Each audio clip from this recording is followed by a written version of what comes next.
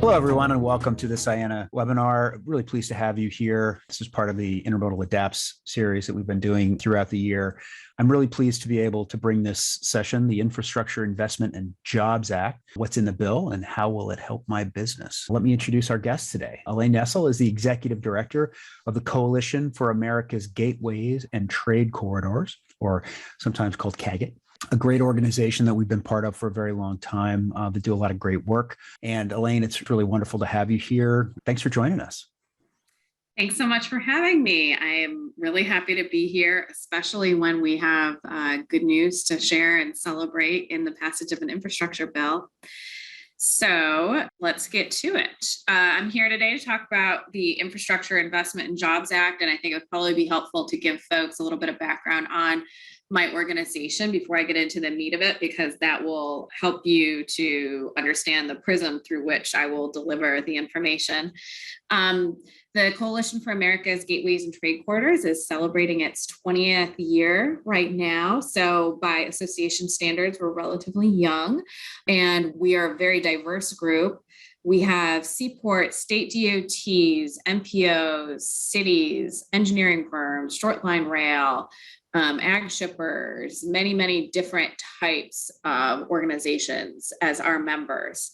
And we have all coalesced around the need to increase the level of federal investment in our multimodal and intermodal freight infrastructure network.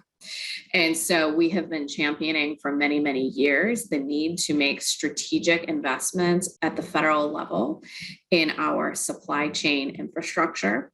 And we are here today to, number one, celebrate the Infrastructure Investment and Jobs Act, but also, of course, it is a time when we're also thinking a whole lot about how long organizations, including ours and others, have been calling on the federal government to make these investments to ensure that the necessary capacity and resiliency is in place to avoid catastrophic supply chain events. And so I will leave it there, and we will move into talking about the good news with the Infrastructure Investment and Jobs Act.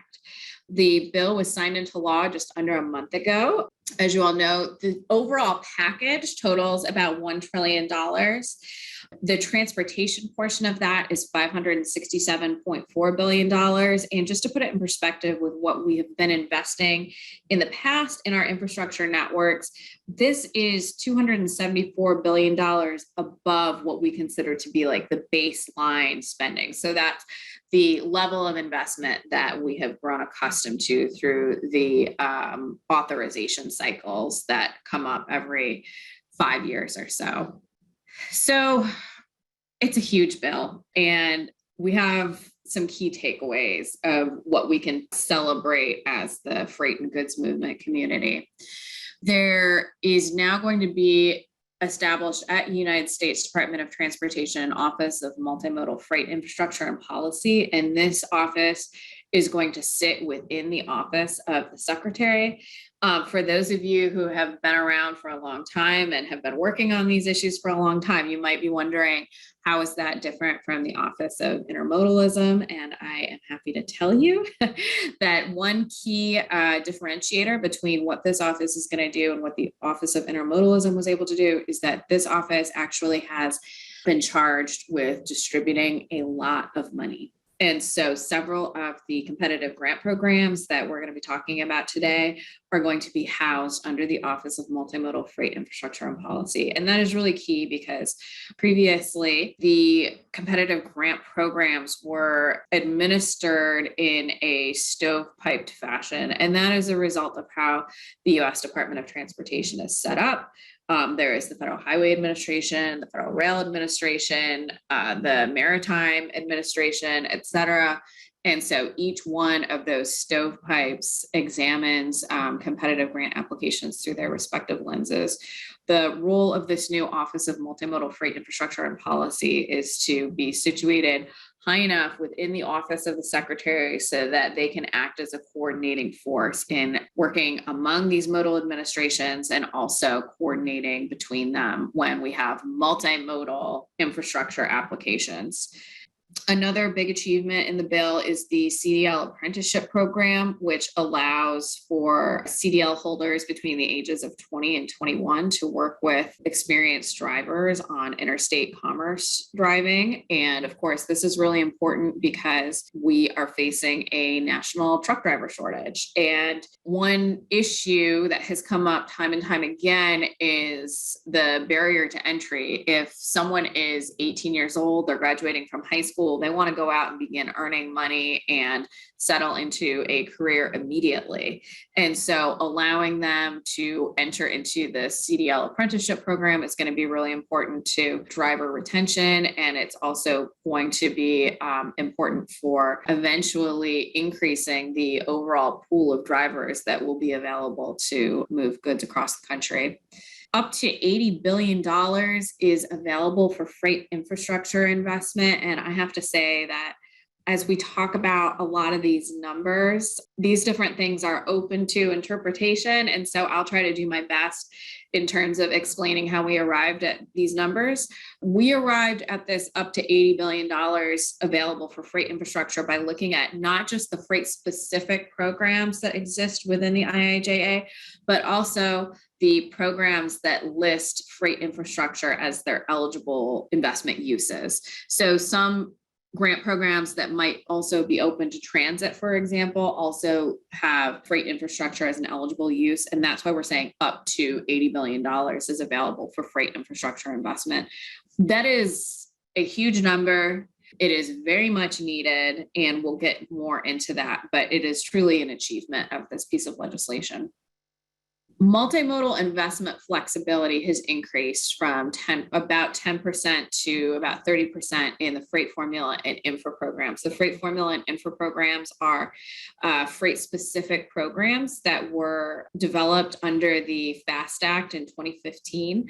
And the FAST Act in 2015 placed about a 10% hold on how much of that money can be used for multimodal and intermodal infrastructure investments. And this IIJA actually increases that amount from 10% of funding in those programs to 30% of the funding in those programs. We would like to see that funding cap eliminated so that states and localities have the ultimate level of discretion in determining what improvements will allow freight in their state and region to move most efficiently, regardless of mode. And over $100 billion in this bill is open to discretionary funding. This is significant when we talk about freight and supply chain infrastructure. And the reason for that is the alternative to discretionary funding is a formula funding approach, whereby state DOTs receive a set amount of money and they can use that money on their state level needs. So when we talk about freight and supply chain infrastructure, we are talking about a national system of systems. It allows the federal government to look at a national systems-wide perspective when making investment decisions, rather than taking this from a state level investment needs approach. And that is going to look different. Not only that, but frequently freight infrastructure projects span jurisdictions, either state jurisdictions or local jurisdictions. They frequently cross over and encompass different modes, which makes them challenging to be funded through a formula approach. They are a mix of public and private infrastructure. And so discretionary or competitive funding arrangements allow for a level of creativity in bringing the best project forward and asking for the last dollar in to come from the federal government. So it's really critical for the types of infrastructure that are required for significant freight projects. Every administration is going to look at these discretionary programs through a different lens of evaluation.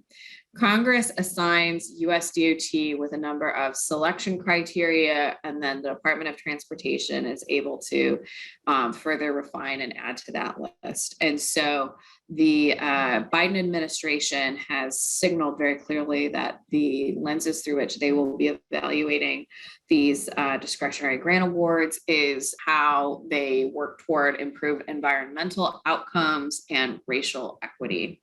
So this is a slide about the augmented competitive freight programs. The funding levels that I have listed here are over a 5-year period. And I'm going to start with the infra program. Like I said, this is a program that was first established under the FAST Act. It also had the name Fast Lane Grants in the initial round that it was distributed under the Obama administration. But for the last 5 years, it has been called the Infra Awards. So that's probably the title that you're most familiar with. So this program is a discretionary program that was designed for significant freight and highway projects. And it is really the first of its kind. Never before was there a freight specific competitive program. And this is something that we have been asking for many, many years. The infra program did receive a 78% funding increase over FAST Act funding. Frankly, that is good news, but it is not enough. Just to give you an idea of the need for this program, under different rounds of the infra program, the funding requests have outnumbered the available funds by about $12 of requests to $1 of available funds. And just to put that in perspective, there was about $1 billion a year in this program. So that means that every year, about $12 billion of unique requests were being submitted through the infra program. That is huge and really points to the level of underinvestment that we have seen system-wide for years and years and years. The Tiger Build and Raise program, again, this is all the same program. Tiger was first created under the American Recovery and Reinvestment Act in 2008. And then it was called the Build program under the Trump administration. And now the Biden administration has named it the Raise program. So what's really interesting and noteworthy about the Tiger program is that even though, so it was created, like I said, under the stimulus bill in 2008, and then the appropriators liked it so much, regardless of whether they were Democrats or Republicans, every single year they appropriated funds for this program because it is a really nice way for these projects that don't fit neatly into any other existing pots of money to apply and work directly with the federal government to receive funds. It's also noteworthy because this was really the first discretionary program after earmarks were banned in Congress. And so for the first time ever, this program allowed for seaports, cities, MPOs, counties, all of these other stakeholders to request funding directly from the federal government through a competitive process, in addition to the traditional customer, I'll call it, which would have been a state DOT. And so that funding flexibility has been really, truly valuable, and it has allowed some really interesting projects to develop at the local level and bubble up and seek the last dollar in from the federal government. Tiger Build and Raise, it's open to a wide range of mobility projects. This is not just a freight program, although freight projects have historically done very well under this program. And then the CRISI program, this is the Consolidated Rail Infrastructure Investment Program, and it received $5 billion under the IIJA. And that's nearly tripling of funding under the FAST Act. CRISI received about $350 million a year through the FAST Act. And so this is a huge bump in funding increase. One program that I want to mention quickly, because I think that any of you who work with or are ports are very interested, the Port Infrastructure Development Program, which is a relatively new program that was first created under the National Defense Authorization Act a couple of years ago. That program received $2.25 billion under the IIJA. Previously, it only received $325 million a year. So that's a big bump in funding. And then there's actually even more funding that program stands to gain through the Build Back Better plan that's currently being contemplated. So there are also several new programs that the IIJA created and are available to freight infrastructure investment. Again, these are funding levels over a 5-year period.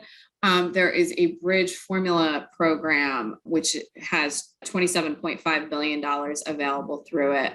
And then pair that with a bridge discretionary program, which has $12.5 billion included in it. And I would say it's safe to assume that bridges are, in fact, big winners under the IIJA. That is an incredible amount of funding and very much needed. And it's really important as we talk about the free flow and movement of goods. There are so many bridges across the United States that are restricted due to weight limitations, things like that. And so it forces drivers to find alternative routes that may not be the most efficient. It brings to mind a lot of safety, reliability, and efficiency concerns. And so this is a huge achievement.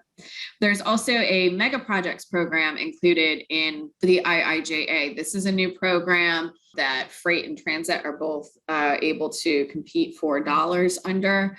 I think that any of you who may remember the Projects of National and Regional Significance program from Safety Lou many years ago, the language is fairly similar. Again, this is really for the big projects. And I think that there are a handful of those across the country that have risen to the level of catching the nation's eye in terms of importance for the flow of moving both goods and people. There's a significant rail crossing elimination program of $3 billion. This program is great because I don't think I've ever met with a congressional office that does not have a problem with a railroad crossing in their district. And rail crossing eliminations are really expensive. And so this program is very popular, and I would not be surprised if this continues to receive increased funding in the future when it comes time to reauthorize the IIJA. There's also a Healthy Ports initiative that's new under the IIJA, and this includes $400 million. That money is really going to go toward truck electrification, charging stations, things like that, that are going to reduce harmful emissions, things like that around port regions. It's not a huge amount of money, but I think that it's important because some of that money is for test projects and things like that. So we'll see how some of that shakes out, and it could stand to be increased in future authorizations. So what's next? The Build Back Better plan is moving its way through Congress right now. There are pieces of it that contain funding for transportation programs. Of course, this bill is probably best known for having human infrastructure. And so there are pieces of the Build Back Better plan that are well received, but then there are also pieces that are pretty controversial and do not have bipartisan support. And so that will continue to be debated in Congress. FY22 appropriations. We are well into the fiscal year 2022. The federal government calendar year begins October 1. So we're a few months in, and already we have a continuing resolution until February.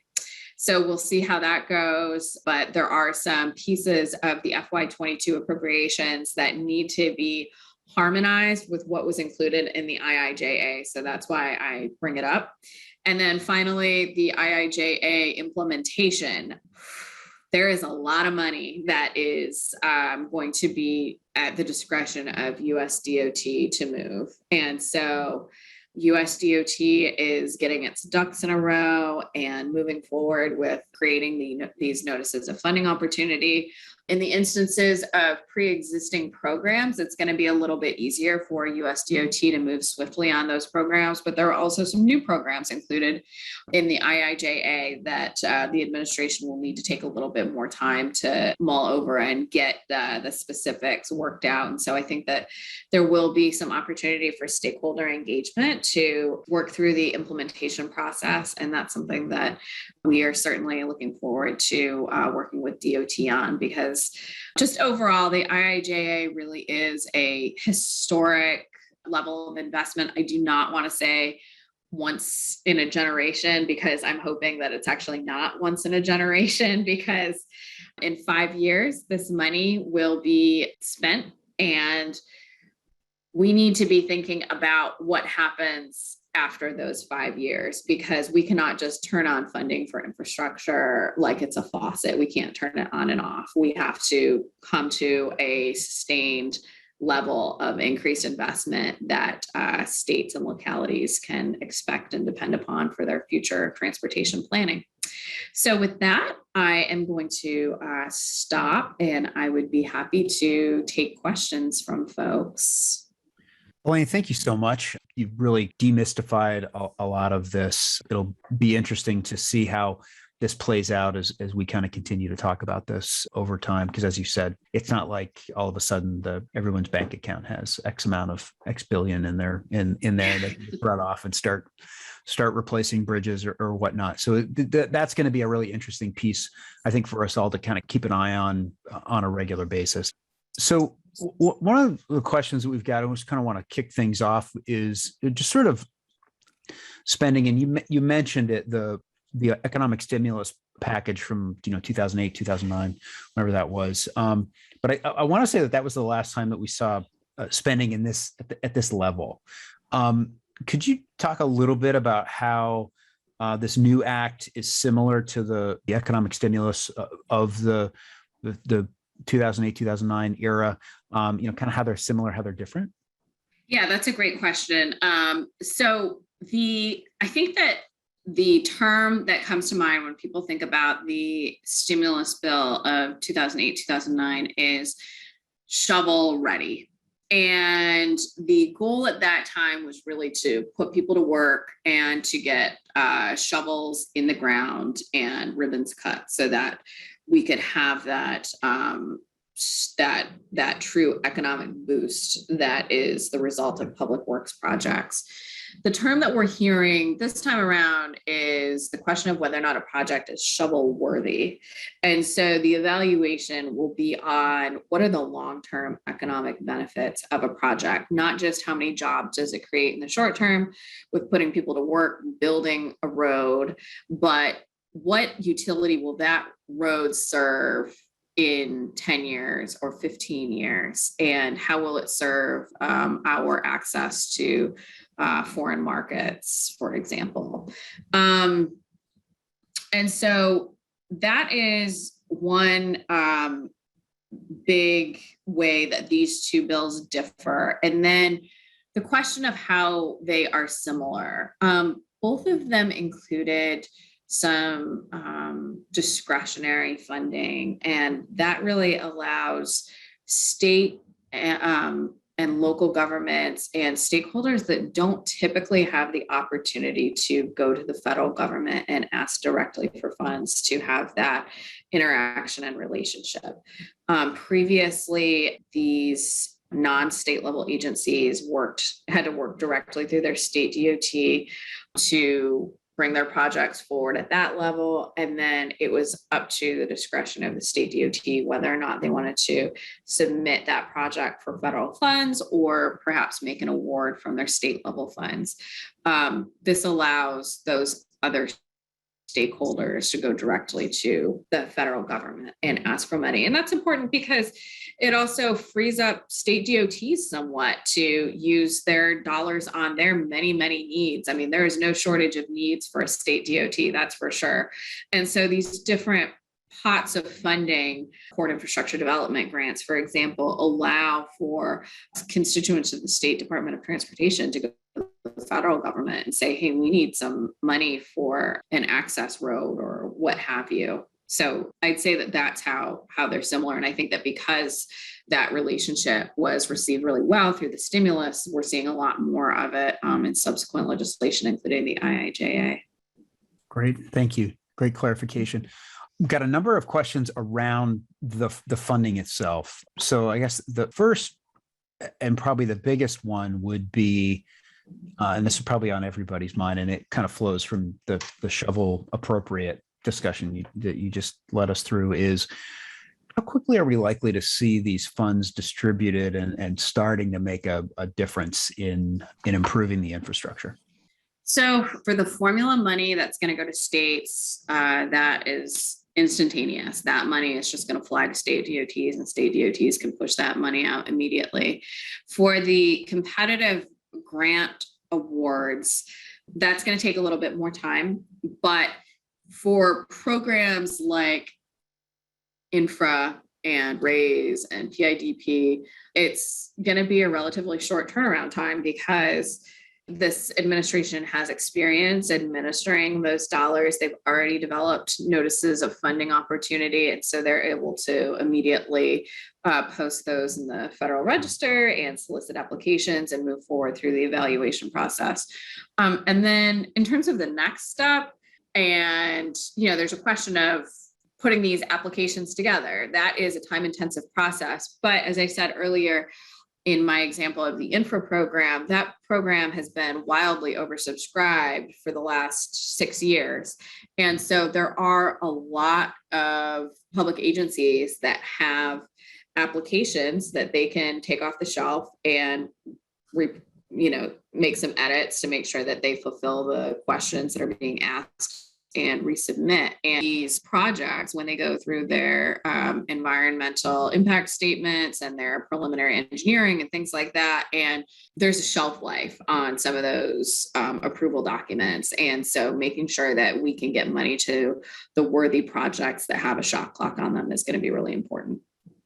Yeah, that'll be good. That might be something that we might want to circle back and do a kind of a check-in on periodically. Here's an interesting question around oversight and looking into, most recently there was a number of spending authorizations related to COVID, and this particular attendee, it feels like there wasn't much oversight in terms of how those dollars were spent. What's the oversight structure for the IIJA? That's a really good question. I think oversight is going to take a couple of different forms. First of all, I think that Congress will be very interested in having oversight hearings, and we are entering the season of politics with midterm elections on the horizon. And so I think that as stakeholders, it's really important that we try to ensure that oversight is done in a truly productive way rather than being used as either a celebratory tool or a gotcha tool. I mean, it cuts both ways. And so keeping it on the honest path is going to be important and probably incumbent upon us as the stakeholders.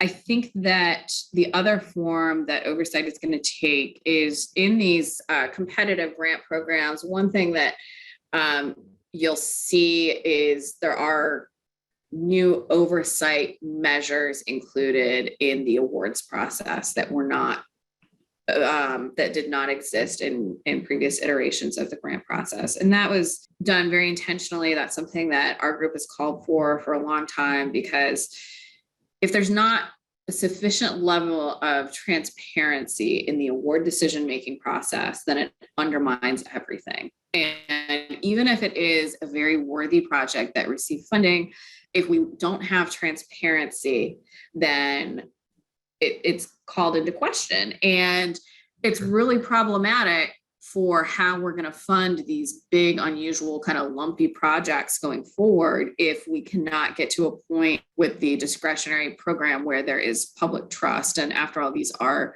public dollars, and the federal government, the USDOT, is the steward of those dollars, and they need to show their homework, so to speak, on how they arrived at these investment decisions. And it is a tightrope that they walk, because these applications do have proprietary information in them.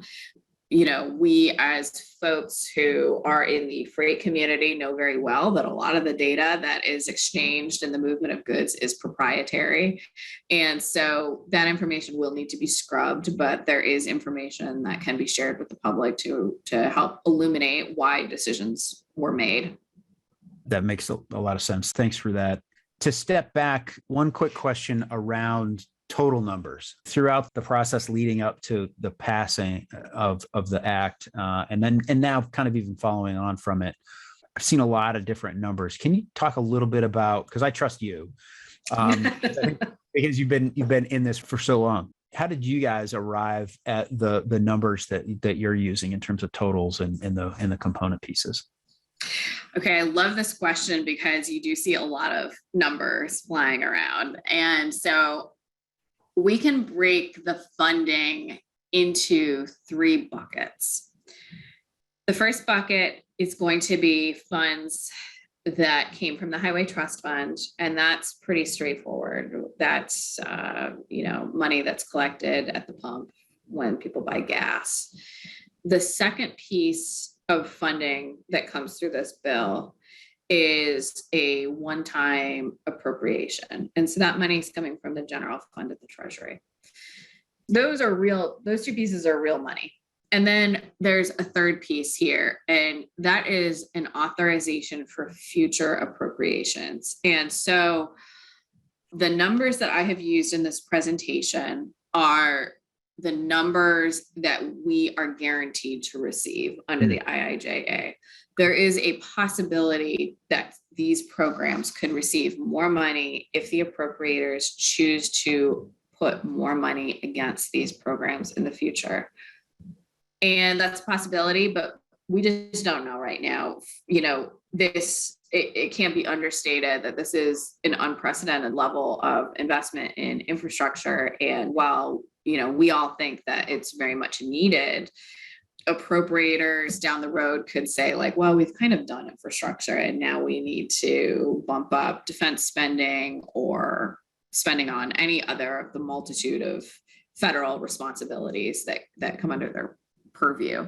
So that third bucket of the authorization for future appropriations has yet to materialize. So we hope to see that money, and that's something that we as the stakeholder community can be working on in the interim to prevail upon the appropriators to make them understand how necessary those additional funds are, but they aren't in our pocketbook yet, so to speak.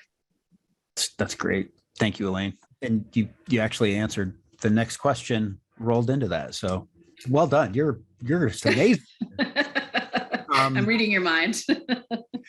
You covered this, but if you could just talk a little bit about the difference between formula funding and discretionary funding. Sure.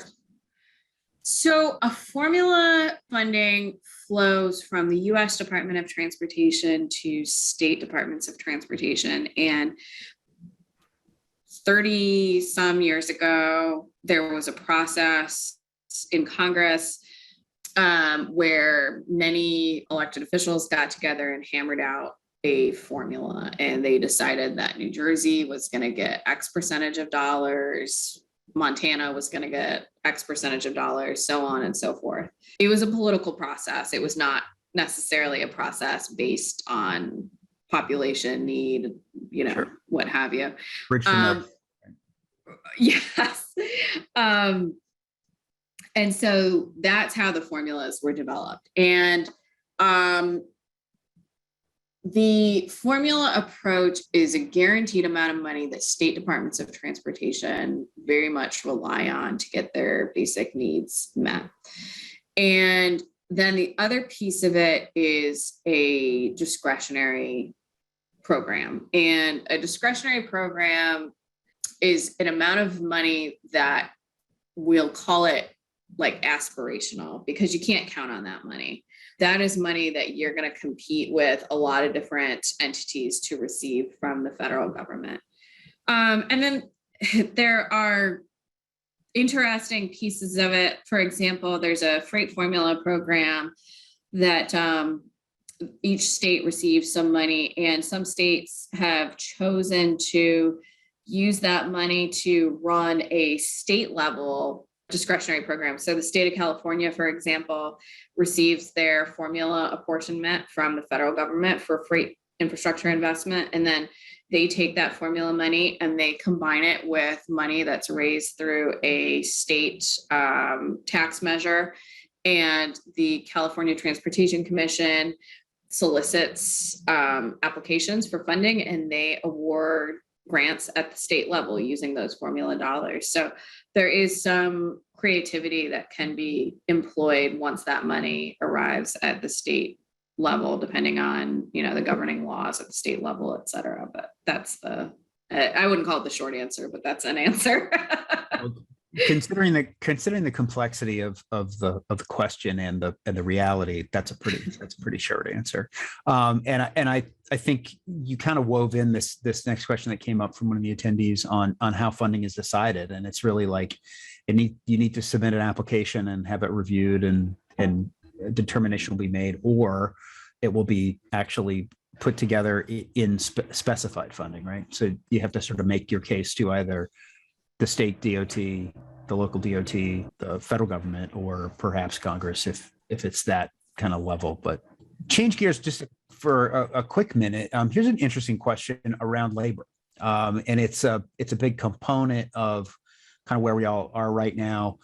It also plays into the supply chain crisis that we're currently experiencing. So the question is, are there any thoughts or any concerns around putting a lot of money into infrastructure and that potentially bleeding people out of the transportation sector and into things like construction or the sort of the related support for a lot of this infrastructure spending? It's a really interesting question, and I have not heard that conversation, but I will kind of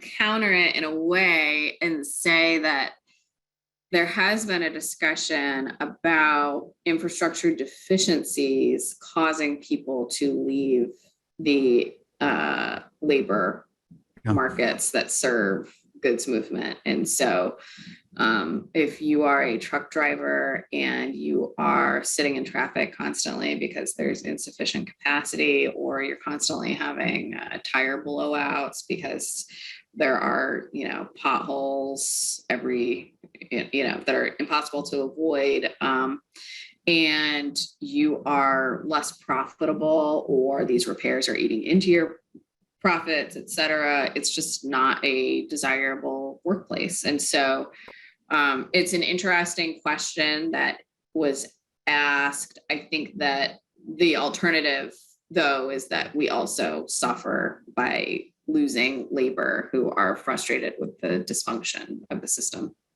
Yeah, it's certainly a dichotomy that you've really got a dialectic, rather, that you've got both are fair, right? Like, yeah. A bit of a chicken and egg. Sure.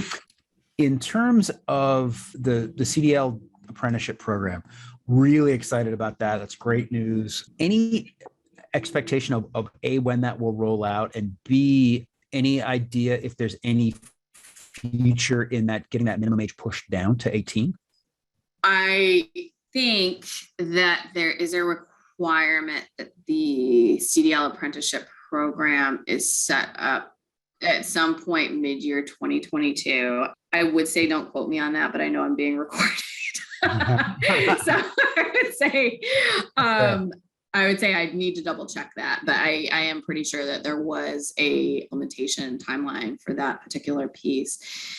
And then the piece of your question about its permanency, I think that it is in a lot of ways being viewed as a pilot. And so I think that there will be an assessment in a few years to see how well it's working out, whether it has done what it is seeking to do, which is, increase drivers and retention, et cetera, and if there were any adverse impacts to it. So I think that we can expect to see some oversight of that program as it moves forward.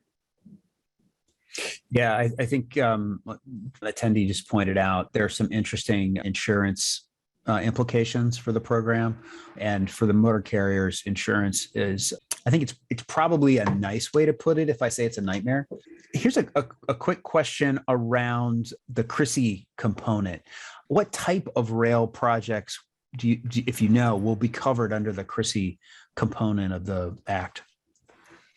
CRISI is pretty broad, and so you can use CRISI to help develop on-dock rail or rail spurs, track maintenance, capital projects, et cetera. I believe that there's also funding available for intercity passenger rail improvements under the CRISI program. So it's not exclusive to the goods movement projects that we're talking about.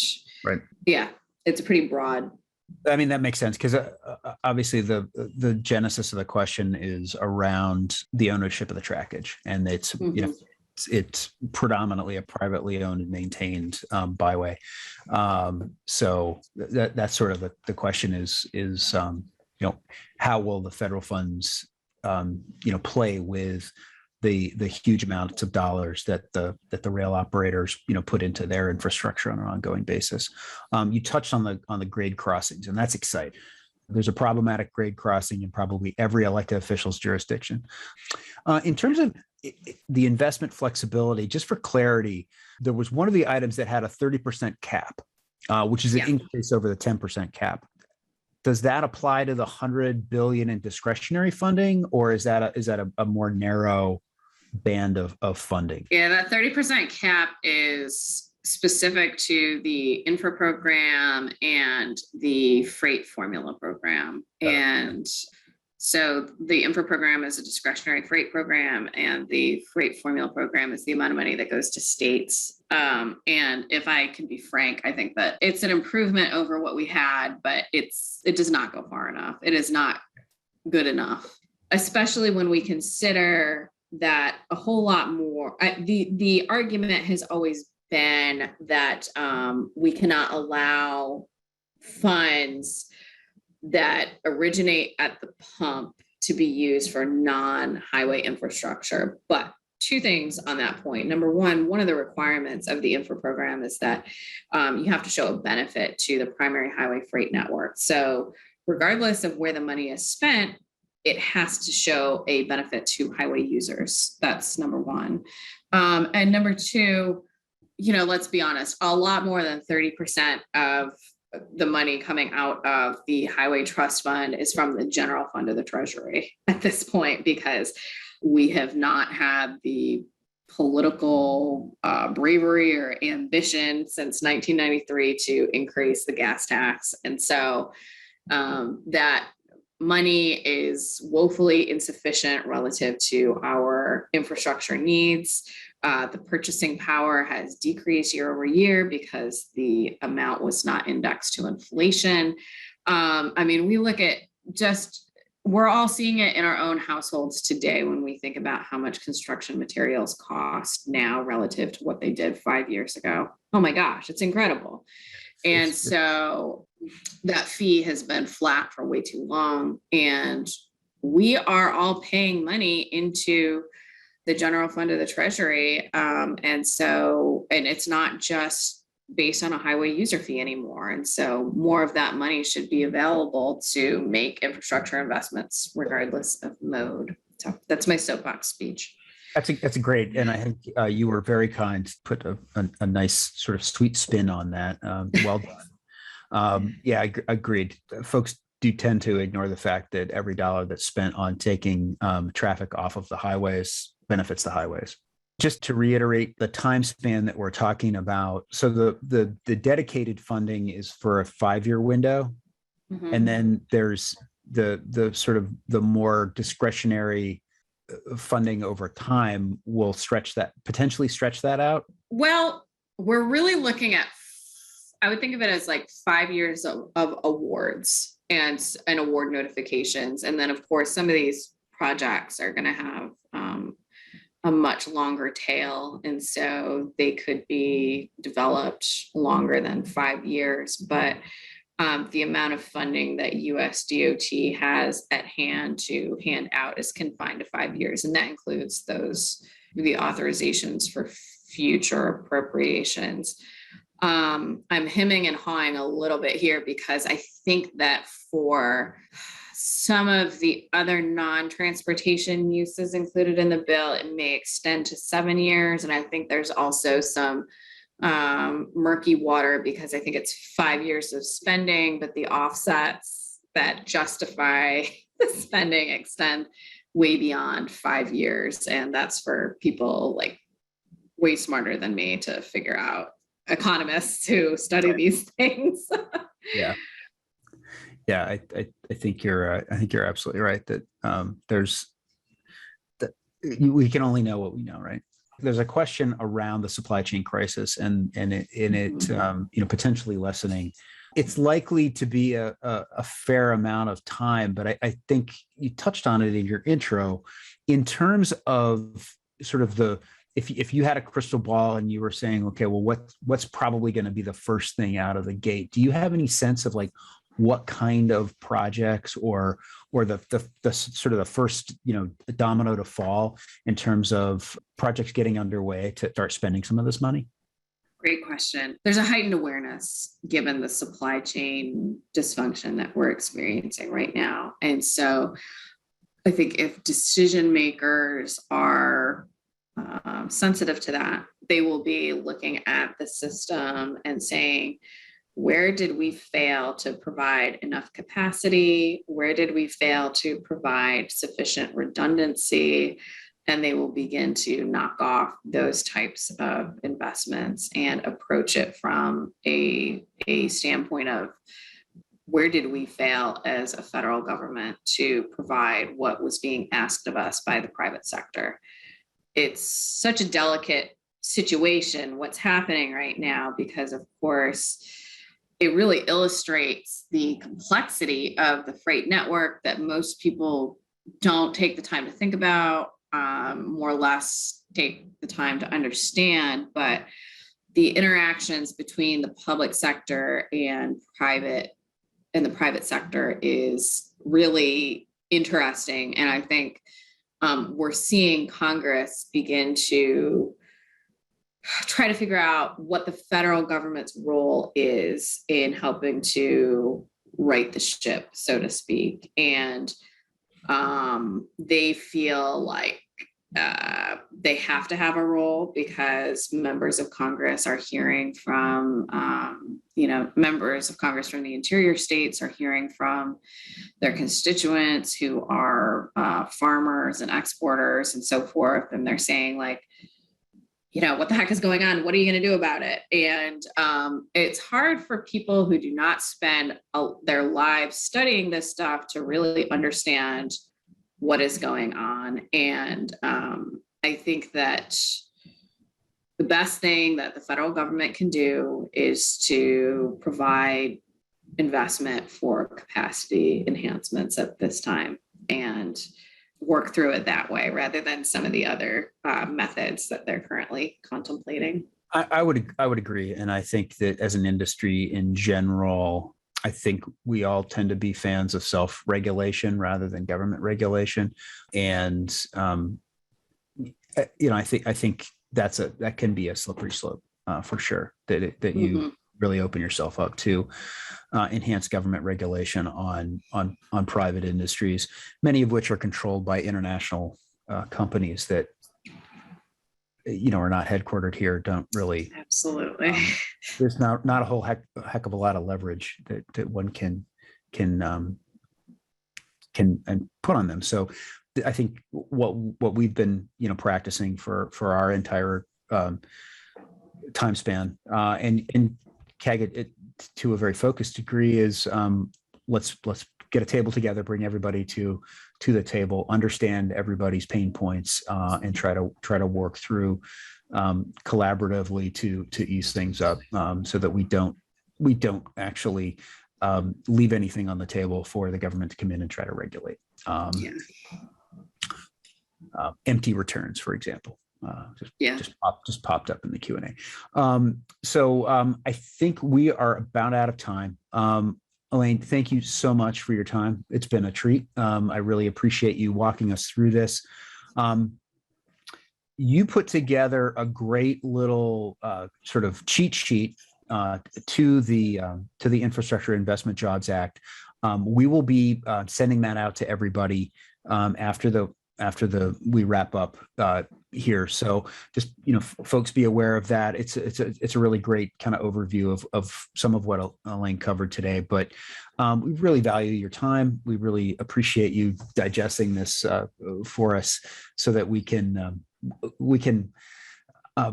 understand a little bit more what's going on and understand what to look for and what to talk to our legislators or our the federal or our local DOTs and encourage them to invest in. So with that, I will say thank you very much for your time. To the audience, thanks for spending some time with us.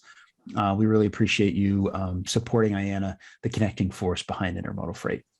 Thanks, everyone. Thank you so much. Bye-bye.